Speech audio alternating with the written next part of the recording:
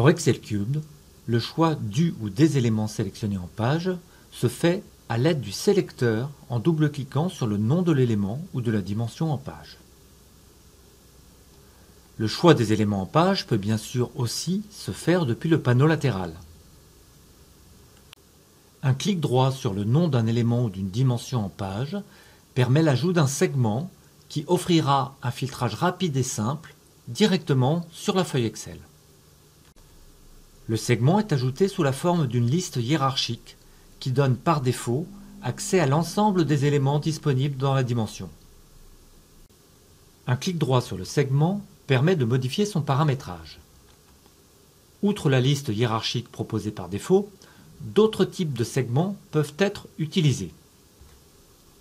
Voici un aperçu des différents types de segments Excel Cubed. Comme nous l'avons vu, la liste hiérarchique donne accès à l'ensemble des éléments disponibles. Nous verrons que cela peut être modifié. La liste déroulante est une façon simple de donner accès à des éléments de même niveau. La liste simple est une variante qui affiche directement les choix possibles. La liste de boutons est similaire, mais offre une mise en forme plus flexible. Enfin, le mini-sélecteur est une version simplifiée du sélecteur standard qui offre la possibilité de restreindre le choix des éléments disponibles. De nombreuses options sont disponibles pour paramétrer un segment. On peut par exemple ici permettre la multisélection et limiter la profondeur des niveaux accessibles.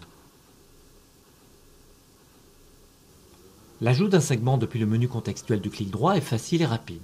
Cependant, il est souvent utile de pouvoir créer un segment indépendamment d'un tableau, par exemple afin de piloter les lignes ou les colonnes. Pour ajouter un nouveau segment, cliquez sur le bouton Segment du ruban. Glissez ensuite la dimension source à utiliser pour le segment. Choisissez le type de segment et précisez les filtres pour la dimension. Lorsque l'on ajoute un nouveau segment depuis le ruban, celui-ci est indépendant, ce qui signifie que les tableaux ou autres objets de la feuille ne l'exploitent pas. Pour relier un tableau ou un autre objet au segment, affichez le sélecteur pour la dimension correspondante, puis sélectionnez le segment correspondant en bas à gauche. Ajoutez-le en tant que filtre. La même flexibilité de filtrage est disponible pour un segment.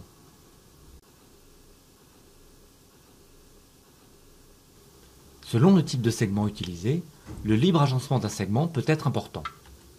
Une fois l'option Déplacer dimensionner activée dans le menu contextuel, le segment peut être bougé ou retaillé librement.